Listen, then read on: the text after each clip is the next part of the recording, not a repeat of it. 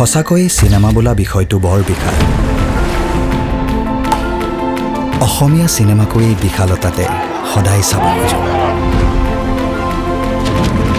কি কৰিব পাৰোঁ, কি কৰিব নোৱাৰোঁ নাজানো।